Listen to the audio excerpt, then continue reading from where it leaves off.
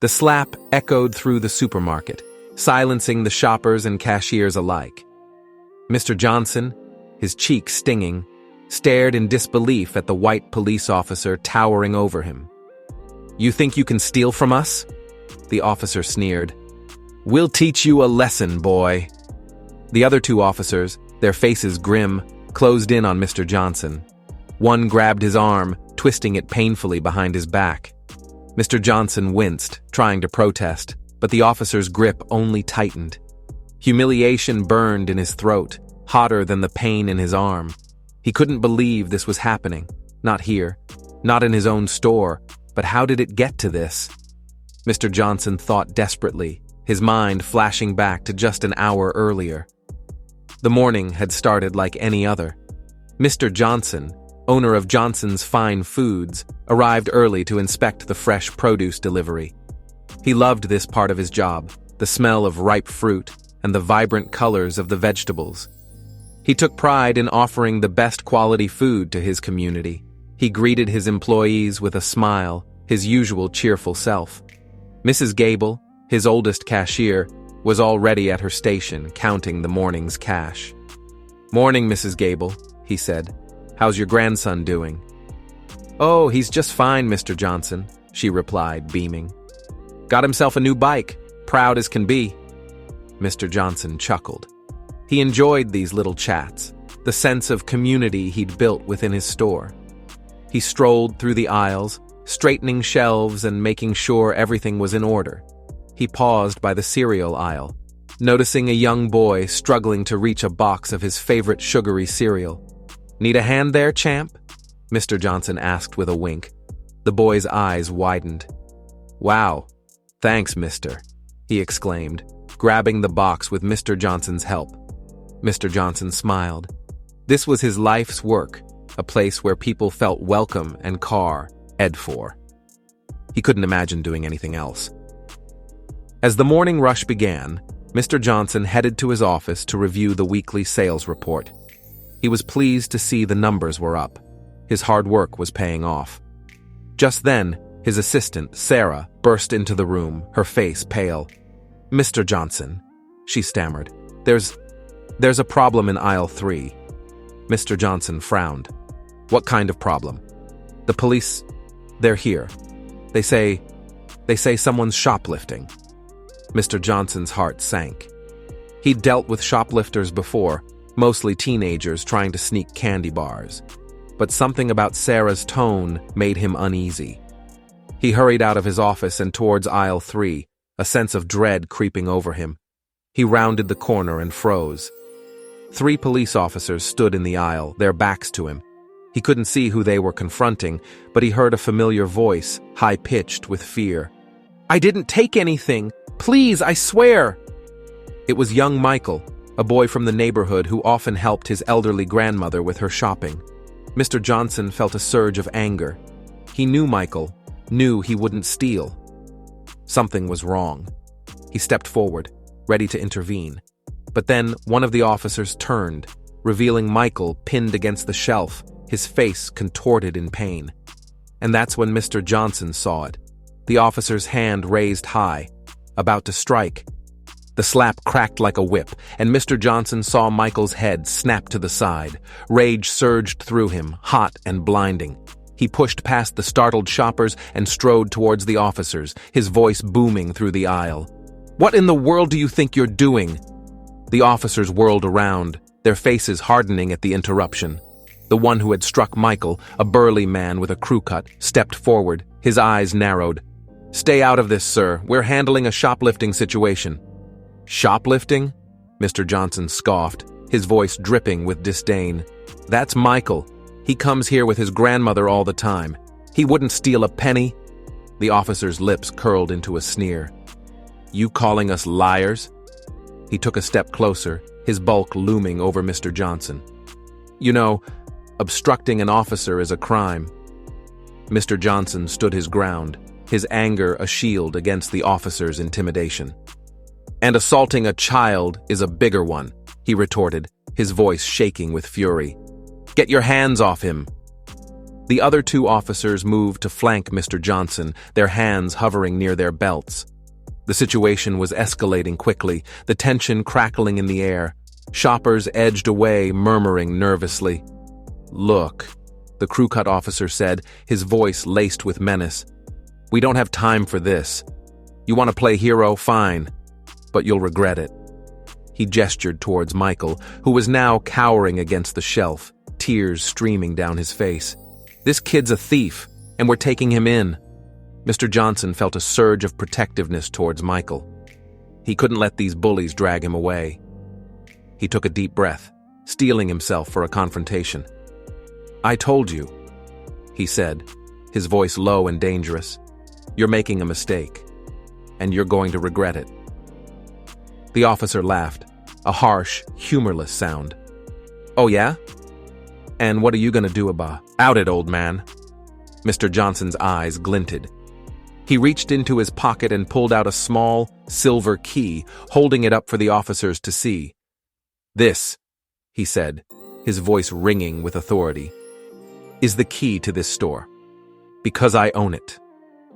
The officers stared at him, their expressions shifting from arrogance to confusion. Mr. Johnson pressed his advantage, his voice rising with each word. "You're in my store, harassing my customers and assaulting a child. And you think you can get away with it? You three are about to learn a very valuable lesson. You don't know who you're dealing with." He jabbed a finger towards the exit. "Now, get out of my store, before I call your superiors and have your badges." The officers exchanged uneasy glances. The bluster seemed to have drained from them. The crew cut officer, his face flushed, opened his mouth to speak, but Mr. Johnson cut him off. "Now!" he roared, his voice echoing through the supermarket. The officers hesitated for a moment, then turned and stalked towards the exit, their faces grim. As they passed, the crew cut officer bumped Mr. Johnson's shoulder, muttering a threat under his breath. Mr. Johnson watched them go, his chest heaving. He turned to Michael, who was still trembling, and knelt down beside him. "It's okay, Michael," he said gently, putting a hand on the boy's shoulder. "They're gone now. You're safe." But as he looked into Michael's tear-filled eyes, a cold realization washed over him. This wasn't over. This was just the beginning. Mr. Johnson knelt beside Michael, a wave of nausea washing over him. He couldn't shake the image of the officer's hand striking the boy's face. He gently helped Michael to his feet, noticing the boy was still trembling. "Come on, Michael," he said softly. "Let's get you some ice for that cheek." He led Michael to the small staff break room, sat him down, and fetched an ice pack from the first aid kit. As he applied it to Michael's swelling cheek, he felt a surge of protectiveness. He couldn't let those officers get away with this. "Michael," he said, his voice firm, "I need you to tell me exactly what happened. Why did those officers think you were stealing?" Michael sniffled, his eyes downcast. I was just looking at the candy bars. I was trying to decide which one to buy for my grandma. And then this officer grabbed my arm and said I was stealing. I tried to tell him I wasn't, but he wouldn't listen."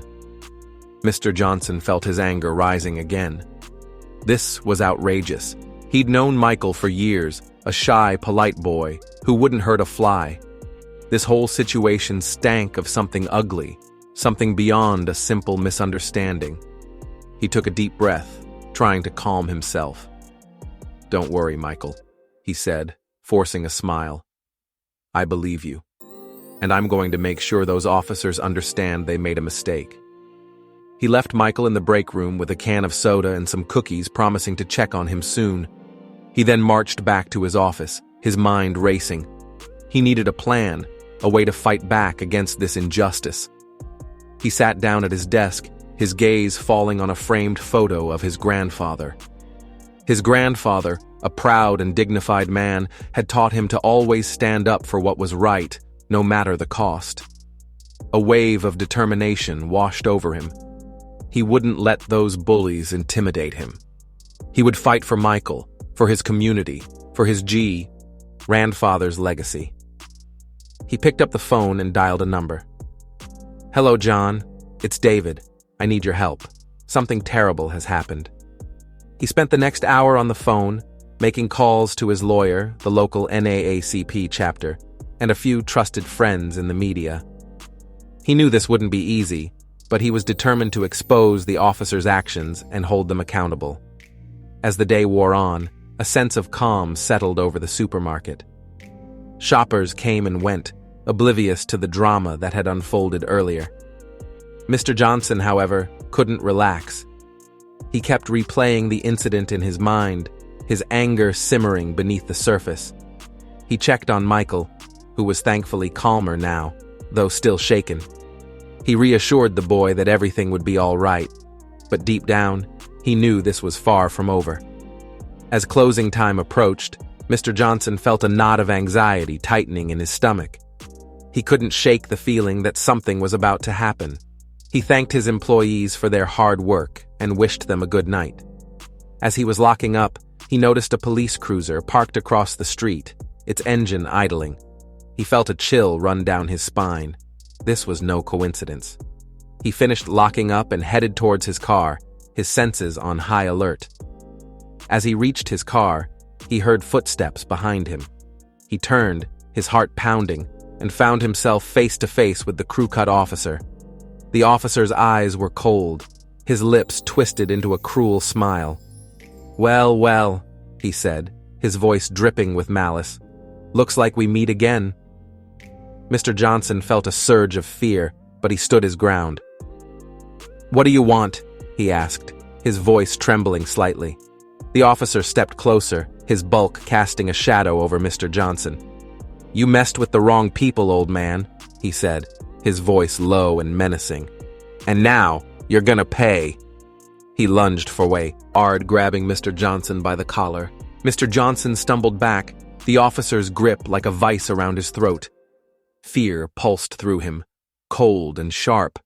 This wasn't a playful shove or a whispered threat anymore. This was real, and it was dangerous. "You think you're some kind of big shot, don't you?" The officer snarled, his face inches from Mr. Johnson's. "You think you can disrespect us, humiliate us in front of all those people?" Mr. Johnson struggled to breathe, his fingers clawing at the officer's thick wrist. I was just defending that boy," he choked out. "He didn't do anything wrong." The officer's grip tightened. "Shut up," he spat. "You're nobody, just another uppity." He didn't finish the sentence, but the hateful word hung in the air. Mr. Johnson felt a wave of despair wash over him. Was this how it ended? Humiliated and beaten in the parking lot of his own store? But just as the officer's other fist cocked back, a voice cut through the night. "Get your hands off him!" The officer froze, his head whipping around. Mr. Johnson, gasping for air, followed his gaze.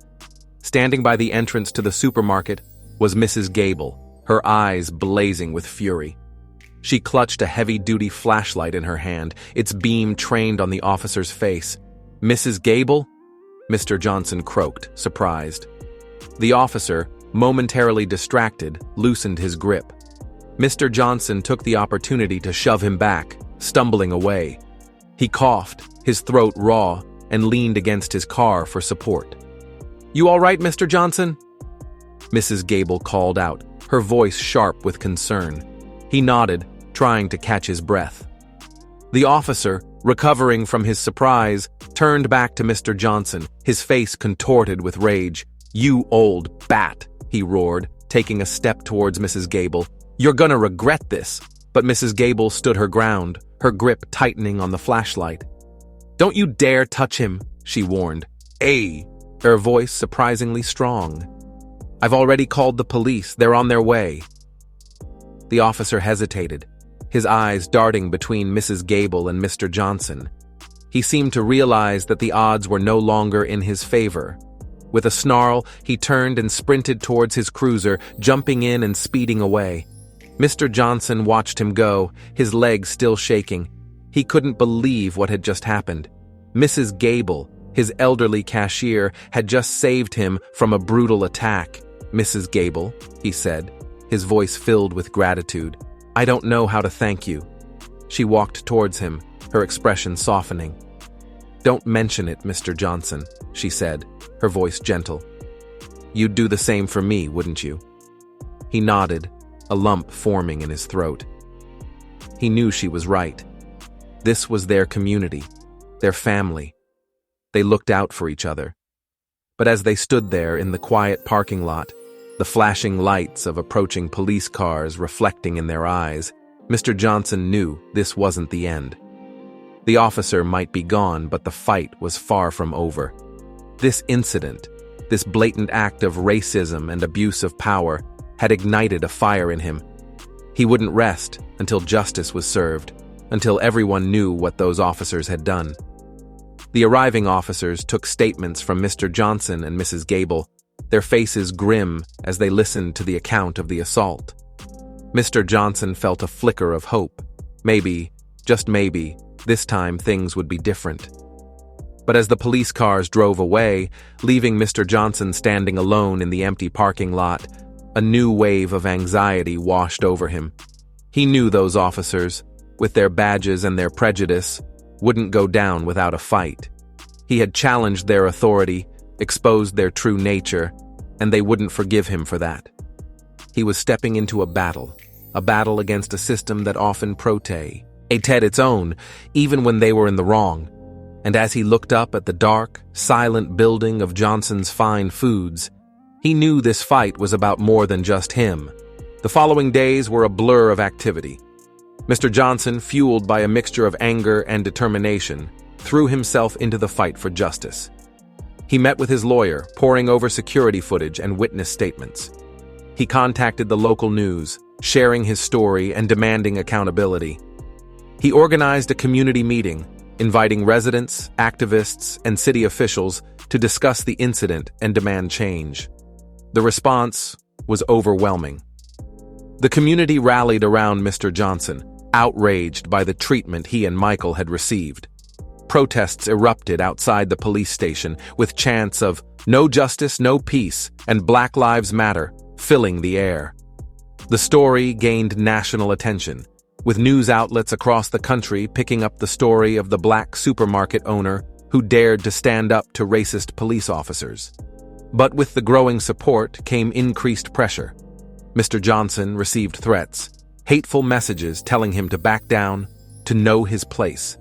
The police department closed ranks, defending their officers and dismissing Mr. Johnson's claims as exaggerated and motivated by personal gain. He felt the weight of the fight bearing down on him, the loneliness of facing a system designed to protect its own. One evening, as he sat in his office, exhausted and disheartened, Sarah, his assistant, knocked on the door. "Mr. Johnson," she said, her voice hesitant. "There's someone here to see you. He says it's important." Mr. Johnson sighed. He wasn't in the mood for visitors. "Who is it?" He says he's a police officer." Mr. Johnson's heart sank. He knew this couldn't be good. He told Sarah to send the officer in. A tall, imposing figure stepped into the office. He wore a crisp uniform and a stern expression. Mr. Johnson recognized him. "Chief Thompson, the head of the police department." "Mr. Johnson," the chief said, his voice gruff. "I'm here about the incident involving my officers." Mr. Johnson tensed. He'd expected hostility, denial, maybe even threats. But there was something in the chief's eyes, a flicker of something that looked like regret. "I've reviewed the evidence," the chief continued. "The security footage, the witness statements, the reports from my officers. And I have to say, I'm not pleased with what I've seen." Mr. Johnson stared at him, speechless. Was he actually acknowledging the wrongdoing? "The actions of my officers were unacceptable," the chief said, his voice firm. "They abused their authority, used excessive force, and displayed a clear bias. This kind of behavior has no place in our department." Mr. Johnson felt a surge of hope. Was this it? Was justice finally being served? "I've already taken disciplinary action against the officers involved," the chief continued. "They've been suspended without pay, pending a full investigation. And I want to assure you, Mr. Johnson, that if the investigation finds them guilty of misconduct, they will be prosecuted to the full extent of the law. Mr. Johnson exhaled, a wave of relief washing over him. It wasn't a complete victory, but it was a start. He had been heard, he had been believed, and those who had abused their power were being held accountable. "Thank you, Chief," he said, his voice thick with emotion. "This means a lot." The chief nodded. "It's the least I could do," he said. "And Mr. Johnson—" He hesitated, then met Mr. Johnson's eyes. "I want to apologize for the actions of my officers, for the pain they caused you and young Michael, for the way this department has failed your community. We have a lot of work to do to rebuild trust, but I'm committed to doing that work." As the chief left his office, Mr. Johnson felt a sense of cautious optimism. The fight wasn't over, but he had won a battle. He had stood up for what was right, and he had made a difference. He looked at the photo of his grandfather, a smile spreading across his face. He knew his grandfather would be proud. The next day, Mr. Johnson reopened Johnson's Fine Foods. Customers streamed in, offering their support and congratulations. He saw Michael and his grandmother, their faces beaming. He knew this was more than just a supermarket. It was a symbol of resilience, a beacon of hope in a community that had faced too much injustice. And as he stood behind the counter, greeting his customers with a smile, he knew that the fight had been worth it. He had found his voice, and he would continue to use it to fight for what was right, for his community, for his legacy,